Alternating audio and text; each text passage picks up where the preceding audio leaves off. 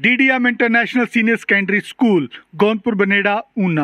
नमस्कार, आप देख रहे हैं ब्रिगू न्यूज़ लाइव। आज हम पहुंचे गगरेट विधानसभा के क्षेत्र में, जहां कांग्रेस पार्टी की मीटिंग चली हुई है। तो लगातार कांग्रेस पार्टी में मंथन चला हुआ है किस बंदे को टिकट दिया जाए। हालांकि जो गगरेट के अभी तक के हालात हैं, जो आज के जो हालात है, उसमें जो 7 कैंडिडेट है जो दिखाई दे रहे हैं, जो आज की प्रेस कॉन्फ्रेंस जो चली हुई, जो हम थोड़ी देर में आपको दिखाएंगे, मगर 7 कैंडिडेट में एक महिला भी है। तो क्या इनको टिकट मिल पाएगी, ये सबसे बड़ा सवाल। आज की प्रेस वार्ता में आप सभी प्रेस बंधुओं का मैं हार्दिक स्वागत करता हूं और धन्यवाद करता हूं। आप एक तीसरा स्तंभ है कि सच्चाई को जो है लोगों तक पहुंचाते हैं।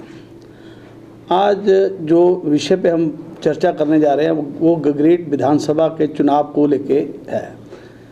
पिछले कई दिनों से गहमा गहमी चल रही है भी यहाँ से कौन टिकटार्थी होने चाहिए, कैसे कैसे बात होनी चाहिए। आज सभी वरिष्ठ कार्यकर्ता यहाँ इकट्ठे हुए सुबह से और इस पे चर्चा की गई कि यहाँ पे प्रत्याशी का चयन किस तरीके से होना चाहिए और उसके लिए हम रिप्रेजेंटेशन जो है अपनी तरफ से हाईकमान को दें और आसानी से जो है प्रतिस्पर्धा जो है ना बने। आज सभी ने वार्तालाप करके ये निष्कर्ष निकाला है कि पिछले 5 दशकों से भी ज़्यादा गगरेट विधानसभा क्षेत्र के अंदर यहाँ का स्थायी निवासी कभी भी किसी पार्टी ने कैंडिडेट नहीं दिया, प्रत्याशी नहीं हुआ। लोग यहाँ के लोग अपने आप को ठगा हुआ महसूस कर रहे हैं कि हमारा काम दरियाँ बिछाना और बाहर से आए हुए नेता को अपना नेता मानना और उसको विधायक बनना, ये बार बार हो चुका है। और ज़्यादा दुख उस समय लगा जो 14 महीने पहले एक कांग्रेस पार्टी से हमने विधायक चैतन्य शर्मा जी को बनाया और बड़ी विकराल स्थिति में वो पार्टी को धोखा देके जो चले गए। उससे हम ये महसूस करते हैं कि हाई कमांड को कम से कम टिकट देती बार पार्टी के लॉयल कार्यकर्ता को बिल्कुल ध्यान में रखना चाहिए। अगर उस समय किसी लॉयल कार्यकर्ता को टिकट दिया होता और वो विधानसभा पहुंचता तो आज जो सरकार को गिराने का जो षड्यंत्र भारतीय जनता पार्टी ने रचा वो कामयाब ना होता और ना ही कामयाब होगा। आज सभी ने यह निर्णय लिया है कि हम एक संदेश सार्वजनिक रूप में हाई कमांड को भेजें। जितने यहाँ पे हमारे जो गगरेट के क्षेत्र से, गगरेट विधानसभा के क्षेत्र से जो प्रत्याशी हैं वो सारे एक मत हो गए हैं।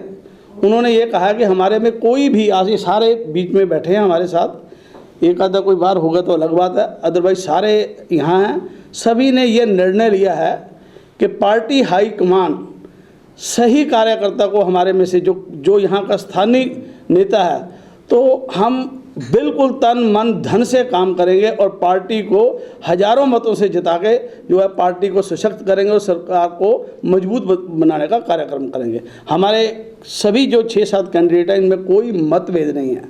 सबसे बड़ी बात जो निकल के आ रही है, कुछ लोग ऐसे लोगों की चर्चा कर रहे हैं जो अभी तक पार्टी में आए तक नहीं हैं, कंडीशनें लगा रहे हैं कि हमारे को टिकट दोगे हम तब आएंगे।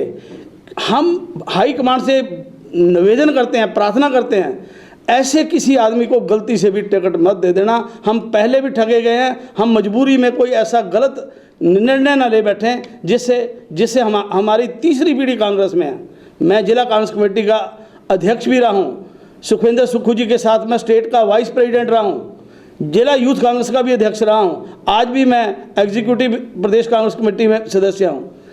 जब कार्यकर्ता का अनदेखी होती है तब पार्टियों को भी नुकसान उठाना पड़ता है।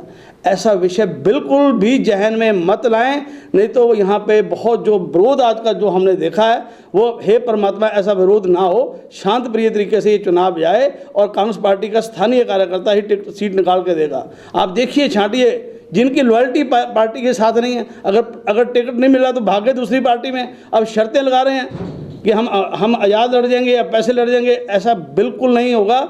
हाई कमांड के आगे बिल्कुल विनम्र प्रार्थना है कि स्थानीय कार्यकर्ता में तवज्जो दें और कार्यकर्ता को ही चुनाव लड़ाएं, अन्यथा विरोध होगा किसी भी कीमत से। जो पार्टी छोड़ के गए हैं, जो एक कानून पार्टी ने 6 साल के लिए निष्कासित किया है, पहले 6 साल वो बाहर रहें, फिर यहाँ कार्यकर्ता के रूप में दोबारा अपनी निष्ठा साबित करें, उसके बाद उसको नेता।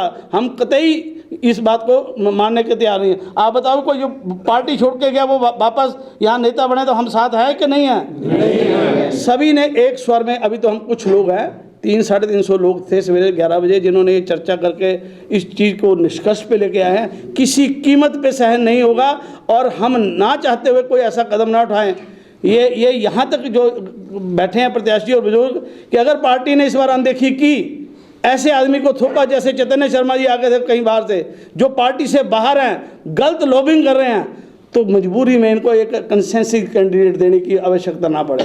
हम नहीं चाहते, हम पार्टी के सच्चे सिपाही हैं, बाहर नहीं जाना चाहते और पार्टी को मजबूत देखना चाहते हैं। हम आयराम और गैराम नहीं हैं।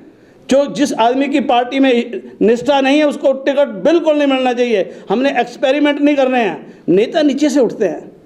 हमारे प्रदेश में उप मुख्यमंत्री मुकेश जी मेहनत करके आए हैं, प्रदेश के मुख्यमंत्री हैं, एनएसयू से लेकर मेहनत करके आए हैं। कार्यकर्ता की अगर हाईकमांड ने देखा तो आज वो इन पदों में पहुंचे हैं। हमारे को आयाराम गयाराम तो बिल्कुल भी हम नहीं सहन करेंगे और हमारे साथ बहुत अन्याय हो चुका है। हमेशा बाहर के नेता को हमने नेता माना। हमारी क्या ड्यूटी, कर्तव्य केवल मात्र इतना रह गया कि बाहर से नेता लाएं, हम दरियां बिछाएं, उनके नारे लगाएं, उनको जताएं और बाद में हमारे को धोखा देकर चले जाएं और हम बर्दाश्त करते रहें। और फिर उसके बाद अगर किसी ऐसे बंदे को यहाँ से टिकट दिया जाता है तो हमारे में और भारतीय जनता पार्टी में क्या फ़र्क रह जाएगा?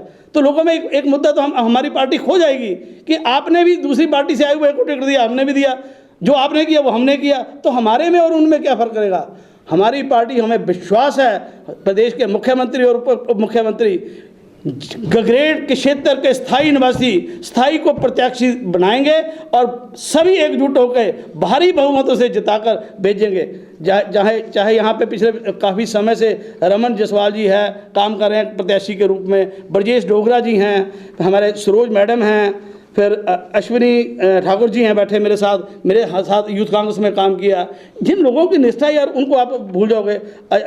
अजय ठाकुर जी हैं, विद्रोही जी हैं, ये सभी लोग आपस में एक हो चुके हैं।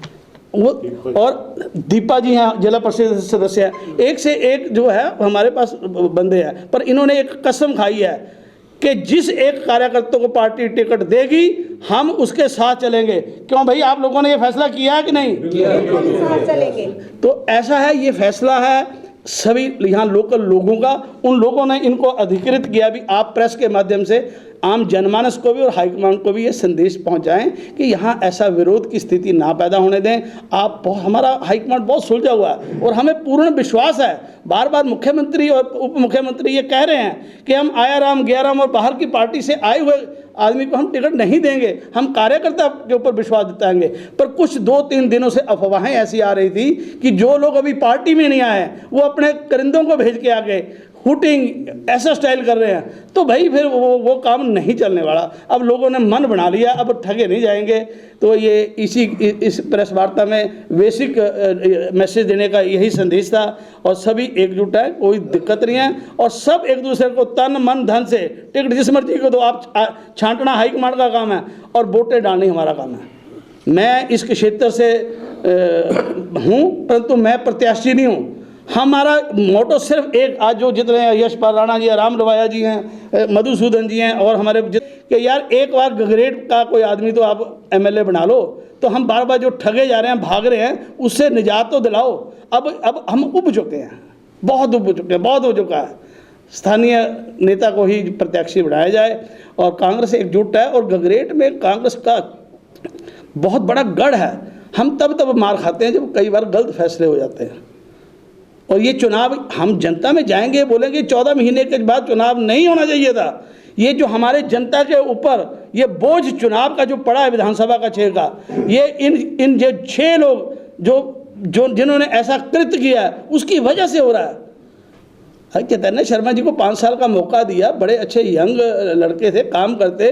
कुछ महीने पहले मुख्यमंत्री जी आए, उन्होंने बोला जितनी आपकी मांगे तथास्तु। हमारे सामने कई बार बोला भी चैतन्य जी आप सबसे यंगेस्ट नेता हैं, हम आपको बिल्डअप करेंगे, आप मांगो क्या मांगना। ये रातों रात क्या ऐसी विडंबना आ गई कि मुख्यमंत्री जी गलत हो गए, हिमाचल प्रदेश सरकार गलत हो गई। ऐसा थोड़ी ना। आपको पहली बार विधानसभा किसने पहुंचाया? हाथ के निशान ने। ये मत भूलिए, आप सम्माननीय और माननीय की बात करते हैं। सम्माननीय और माननीय किसने बनाया? कांग्रेस ने। आज अगर आपका मूल्य बढ़ा है, आप विधायक बने, तब आपका मूल्य है। अब लोग आपकी असली चेहरे को पहचान चुके हैं। आपने गगरेट क्षेत्र की भोली भाली जनता को लूट लिया। एक बार हो गया, काठ की अंडी एक बार चढ़ गई, अब नहीं चढ़ने वाली।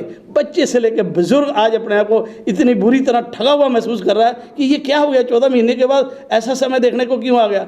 अगर आपको ये लगता था कि हिमाचल प्रदेश सरकार आपकी नहीं सुन रही है, जो आप 15,000 से भी ज़्यादा अधिक मतों की लीड से आप जीते हो, आप कांग्रेसियों का एक आम जलास रखते हैं कि भाई हम क्षेत्र को विकास देने के लिए ये काम करवाना चाहते हैं। प्रदेश सरकार, प्रदेश के मुख्यमंत्री हमारी बात सुन नहीं रहे, और मेरी आपसे कमिटमेंट है विकास को आगे ले जाना। ये विकास में रोड़ा पड़ रहे हैं, ऐसे हालात में हम क्या फैसला लें? आपको बिट्टो पावर नहीं दी थी गगरेट के लोगों ने जिताने के बाद। ये जिन लोगों ने वोटें डाली हैं वो भेड़ बकरियां नहीं हैं। आप उनकी ताकत का सौदा कहीं बंद कमरे में बैठ के कर दो, वो बिल्कुल सहन नहीं होगा। ऐसी नीच हरकत कैसे हो जाएगी? हम सच्चे सुच्चे सिपाही हैं, हमारी चौथी पीढ़ी जो है कांग्रेस में है, मेरे बाप कांग्रेस में रहे, मेरे दादा कांग्रेस में रहे। ऐसा थोड़ी ना, पार्टी के प्रति निष्ठा होनी चाहिए। ये समय नहीं था चुनाव का, ऐसी चाटुकर्ता लगाई और आप 14 महीने में आपको इतना माननीय सम्मानीय बनाया, और उस पार्टी के साथ आप ऐसा करो। लोग जान गए हैं, जो आप यहाँ के नहीं बने, कल वहाँ भी ऐसा कर सकते हो। आपका कृत्य ऐसा हो गया है। अब गगरेट की जनता मन बना चुकी है कि स्थानीय आदमी आएगा, हमारे बीच का होगा, जांचा परखा होगा, और हमारी भाषा से भी मिलता होगा। आप देखते होंगे ना, जब मानिए हमारे चैतन्य शर्मा जी भाषा करते हैं, महसूस ही नहीं होता कि वो गगरेट क्षेत्र से संबंधित रखते हैं। उनकी भाषा ही नहीं है लोकल लैंग्वेज। हम तो तब भी हाईकमान को, मुख्यमंत्री जी को बोला था, जब ये फ्लैक्सें जो कांग्रेस की लगती हैं उसके एक कॉर्नर पर YFC लिखा जाता है। ये पैरेलल सरकार चलाई जा रही है, ये गलत है। कांग्रेस सर्वप्रिय है, सर्वप्रिय है, सर्वप्रिय रहेगी। धन्यवाद। फिर इन लोगों ने अपनी रणनीति के लिए बोल रहे हैं, अभी हम तो कुछ रणनीति बनाएंगे नहीं, वो उस टाइम जब होगा। सभी को विश्वास है कि हाईकमान ऐसी गलती दोबारा नहीं दोहराएगा। एक बार हम 14 महीने के बाद चुनाव तो उसी गलती के लिए हो रहा है ना। हाईकमान ऐसी गलती नहीं करेगा, पूर्ण विश्वास है। अगर कोई ऐसी स्थिति आएगी फिर सोचेंगे, विचारेंगे, ऐसा थोड़ी ना दोबारा भी बैठ के हो सकती है। आज ही उस चीज़ का निर्णय कैसे कर देना, जब हमारे को विश्वास है अपने हाईकमान के ऊपर, ऐसा नहीं होगा। और बार बार हमारे नेता मंचों से बोल रहे हैं, उप मुख्यमंत्री मंचों से बोल रहे हैं, मुख्यमंत्री मंचों से बोल रहे हैं कि कार्यकर्ता को इग्नोर नहीं किया जाएगा, तो हमारे को उनकी बात पे विश्वास है। जब चैतन्य शर्मा चुनाव कांग्रेस से लड़े थे तो YSP तो तब भी लिखा जाता था, तब तो कांग्रेस ने विरोध नहीं किया। विरोध, ऐसा हर विरोध जो है ना वो प्रेस के माध्यम से नहीं होता। इंटरनल लोग ग्रुप्स में PCC चीफ को भी, पार्टी के हमारे मुख्यमंत्री जी, डिप्टी CM साहब को अपने अलग अलग तरीके से अपना वक्तव्य रखते रहे। तब वो कह रहे थे गलती हो चुकी है, अब इसको थोड़ा किसी तरीके से सुधारा जाए। महसूस तो उन्होंने भी कर लिया था ये गलत हो रहा है। अभी हर बैनर पे, कांग्रेस के बैनर पे YFC लिखा जा रहा है। कई बार हो जाती हैं गलतियां, पर वो गलती को बार बार थोड़ा होने देंगे। तो अभी भी गगरेट में जो भी आप कैंडिडेट चाहते हैं, तो इसके बारे में हाईकमान को, जो मुख्यमंत्री को बताया जा सकता है?